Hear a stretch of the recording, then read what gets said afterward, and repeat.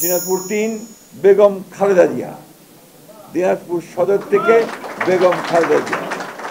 জুলাই সনদ বাস্তবায়ন ও গণভোট প্রশ্নে যখন দ্বিধা বিভক্ত দলগুলো, এর মধ্যে হঠাৎ করেই দলীয় প্রার্থী ঘোষণা করে রাজনীতির গতি বদলে দিয়েছে বিএনপি। বগুড়া ৬ তারেক রহমান,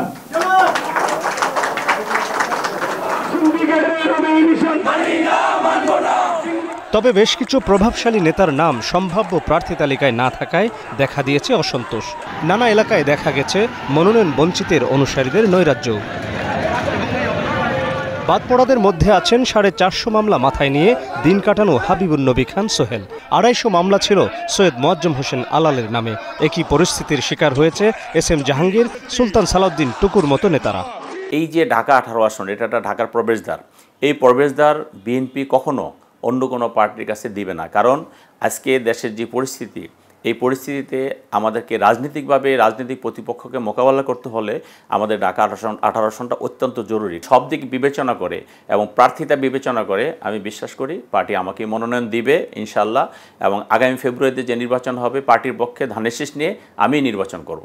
ধানমন্ডির 32 নম্বর বলেন, শেখ হাসিনার সুধাসদন বলেন, আপনার আওয়ামী লীগ সভানেত্রীর 3 এরিয়াতে যে রাজনৈতিক কার্যালয় সেটা, তাদের আপনার সেন্টার ফর রিসার্চ ইনস্টিটিউট তাদের যেটা, এবং আরও অনেক কিছু আছে এখানে। অর্থাৎ গোপালগঞ্জের পরে দ্বিতীয় তীর্থস্থান হচ্ছে এই ধানমন্ডিটা। অতএব আমি মনে করি দল সেটাকে, এই বিষয়টাকে মাথায় রেখে এটা কি জোটকে দেবেন না নিজের ঘরের মধ্যে রাখবেন, নিজের শক্ত ঘাঁটি হিসেবে যেন গড়ে উঠতে পারে আরও বেশি, সে বিষয়টা নজর দেবেন। ক্লিন ইমেজের কথা যদি আপনি বলেন, তাহলে আমার মনে হয় আপনি আমাকে বাদ দিয়ে অন্য কাউকে দলের আমার মনে হয় না যে চিন্তা করতে পারবেন। মনোনয়ন পাননি নজরুল ইসলাম খান, সেলিমা রহমান ও রুহুল কবির রিজভির মতো হেভিওয়েট ব্যক্তিত্ব। এই তালিকায় নাম আছে শামসুজ্জামান দুদু, আসাদুজ্জামান রিপন, আব্দুস সালাম, আসলাম চৌধুরী, এমনকি রুমিন ফারহানারও। নির্বাচনে আমি অবশ্যই অংশগ্রহণ করব, যদি ত্রয়োদশ নির্বাচনে, জাতীয় সংসদ নির্বাচন যখন হয় আর কি।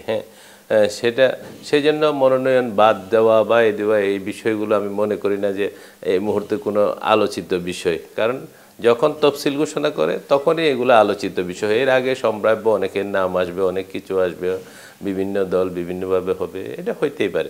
এখানে স্বাভাবিকভাবে সব কিছু থেকে 100% সঠিক হয়েছে এটাও বলা যাবে না, আবার এর চেয়ে যে ভালো হইতে পারতো এটাও বলা যাবে না। এই নির্বাচনের পরে তো মেয়র নির্বাচন আছে, উপজেলা নির্বাচন আছে, বিভিন্ন কিছু আছে, এগুলোর মধ্যেও তো অনেককে সেই সমস্ত জায়গাগুলোতে নিয়ে আসা সম্ভব হবে। এই জন্য আমরা যেটা মনে করি, আমি অন্তত বিশ্বাস নিশ্চয়ই ভারপ্রাপ্ত চেয়ারম্যানের চিন্তায় আমি আছি, দেখা যাক উনি অবশ্যই কিছু না কিছু একটা করবেন। তবে বাদপড়াদের নিয়ে কেন্দ্রীয় নেতাদের বক্তব্য, আগামীতে দল বা সরকারের নানা জায়গায় তাদের রাখার চিন্তাভাবনা রয়েছে বলেই তাদের নাম প্রার্থী তালিকায় রাখা হয়নি। আমি বলবো না যে 100% পারফেক্ট হয়েছে, বাট 99% পারফেক্ট দিয়েছেন উনি সিদ্ধান্ত দিয়েছেন, বাট আমাদের সাথে আলোচনা করেছে। আমরা তো আর, উনি তো আমাদেরকে বাইপাস করে করেন, উনি আমাদের সাথে আলোচনা করেছেন। নজরুল ভাই কখনোই ইলেকশন করেন না, উনি ইলেকশন ম্যানেজ করেন, তো একজনকে তো হেডকোয়ার্টারে থাকতে হবে। সেলিমা আপা 1 নম্বর, উনি ইচ্ছা প্রকাশও করেন নাই, আর 2 নম্বরে সেলিমা আপারও কেন্দ্রে থাকা দরকার, পার্টি অফিসে থাকা দরকার। উনি সিনিয়র নেত্রী, আমাদের মহিলাদেরও মধ্যে ওনার একটা আছে, সুতরাং উনিও থাকবেন। 237-এর মধ্যে 4-5টা জায়গায় সমস্যা। ভুল হচ্ছে আপনি কিভাবে দেখতে চান। এখন আপনি দল তো অনেক কিছু ভাবনা করে এবং এগুলোর উপর আমাদের বিভিন্ন সার্ভে করা হয়েছে।